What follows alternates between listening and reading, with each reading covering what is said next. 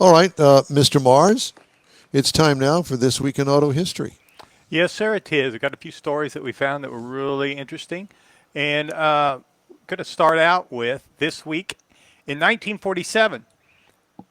Tucker, Preston Tucker, publicly demonstrated the Tucker 48's center mount Cyclops Eye.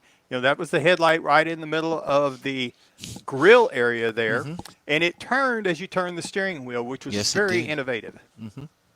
Didn't Ford have that option too? Studebaker actually built a Studebaker. car. There you go. Yeah.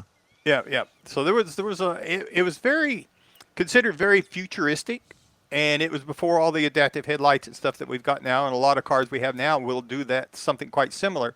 But it was couldn't get it approved in several states. That wouldn't sell because of the safety features of it. They didn't like it. They said it wasn't good. They couldn't use it. Some of the other things that he came up with were the seat belts, padded dashboards, a lot of concepts that we now have that we take for granted that came out of that Tucker process.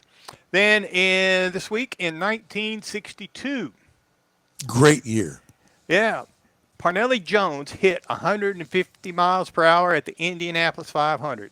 Now, this was considered a sound barrier for race cars. They just couldn't get any faster than that. But he was driving the legendary Watson Offenhauser Roadster, and he actually went through and qualified at 150.370 miles per hour. Now, it proved that front-engine roadsters still had a lot of life in them because everybody was starting to move towards the mid-engine type cars.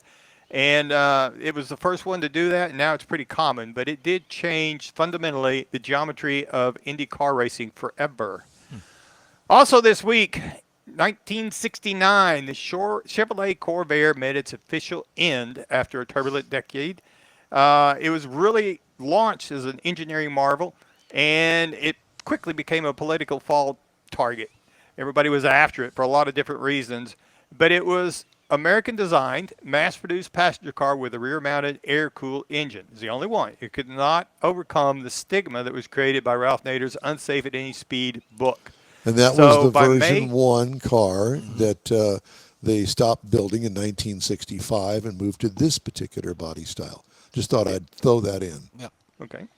Well, by May '69, sales of the Corvair itself, that they just couldn't sell them, and the more conventional Camaro was really taking over the spotlight anyway. Sales were blowing and going on that.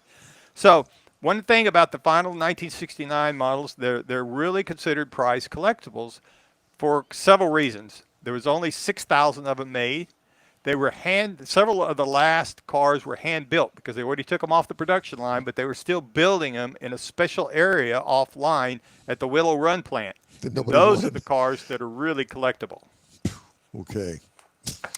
Then in 1973, Uh-oh. yes, getting into the interlock. I did not know this, but they started doing the testing of the federally mandated seatbelt ignition interlock systems in the United States. So in other words, the safety feature was that if you didn't have your seatbelt on, you couldn't start your car.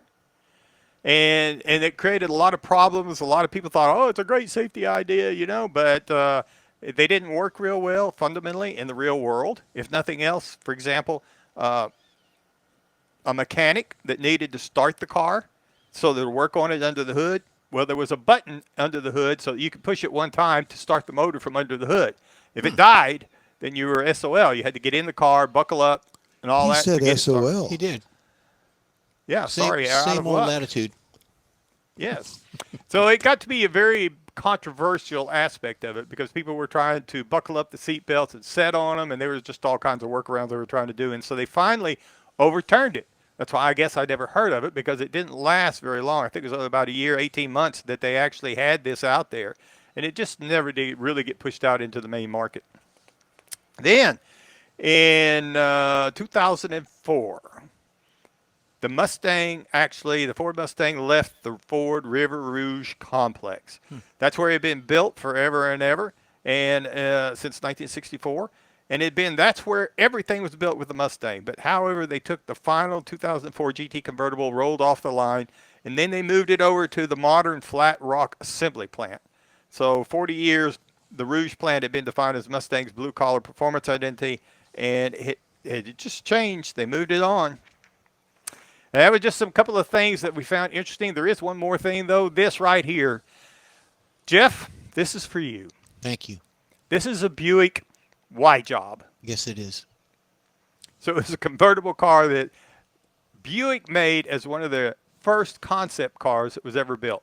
It was designed by Harley Earl, had the hidden headlamps, had the gunsight hood ornament, electric windows, wrapper, had a lot of stuff on it, and he actually drove one of these until he replaced it with a 1951. But I just thought that is there's a lot of different things on that car that looked really good as far as the lines on it, much like a Accord possibly, the front end. I just thought it was a gorgeous car, and then whenever I found the name of it was a Buick Y Job, I just figured that was just right up your alley. Right up my alley. Yep, that's Well, what that's Things a we beautiful found this car. week in automotive history. Well, I will tell you that there is some video or film of Harley Earl driving it, Yeah. and he drove that thing back and forth to work. Didn't he have it made for himself? Yeah. I thought he had it made for himself.